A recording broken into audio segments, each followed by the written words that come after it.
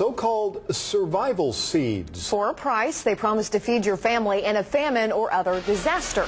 Rusty Surratt investigates if these seeds are the real deal. For $150, plus shipping and handling, you can be the proud owner of a garden in a can. Inside, seeds to plant 22 fruits and vegetables.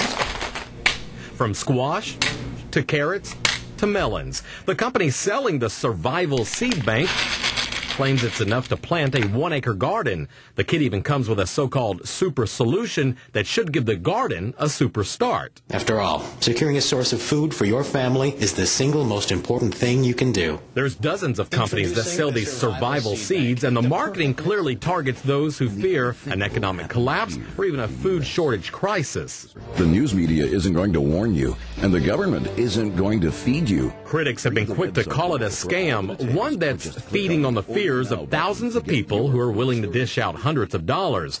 That's why we ordered one of the kits, to find out if the seeds are fruitful and the claims truthful. So after receiving the package, we took it to a group of experienced farmers for feedback. I think people need to learn more about growing their own food. They tell us they like the idea of families having their own gardens, and they say the seeds are the real thing. But there is a buyer's beware. This is not a place to farm. It's hard here. You see, there's a different set of rules for gardening in Oklahoma, and unless you know what you're doing, the ground is more likely to yield a headache than a bounty of fruit and veggies.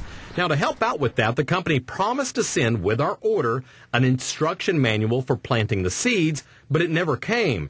Instead, we got a bundle of political flyers like this one that says new socialist policies will create massive food shortages. And remember that super solution that came with the seeds? Well, these local gardening gurus say it's a marketing ploy and nothing more. Nope. The company that sent us the seeds refused to talk to us, so we found someone else who does the exact same thing who agreed to go on camera. And that's how we ended up here between Wichita and Kansas City, in a small town called Toronto. We have 50 bins here for our 50 varieties of heirloom vegetable seeds. For 3 years, John Lipscomb and his family have run a website called survivalistseeds.com. Inside this small building, they hand package each order that comes in. Last year, John averaged 25 orders a day at $129 a pop. Last year, business was good because the economy was bad, and criticism was sky high. It's odd that we are often considered by the mainstream as eccentric and taking advantage of people when all we're doing is saying, hey, how about raising your own food? In an economic meltdown, non-hybrid seeds could become more valuable than even silver and gold. Most of the seed companies advertise with conservative radio and television programs. Even John admits at one time his target was patriot groups and militias. They tend to be naturalist, and this is a very naturalist way, raising your own food. I have to ask, are you a part of a patriot group? Yes. Not of a group. I am of a patriot philosophy, yes.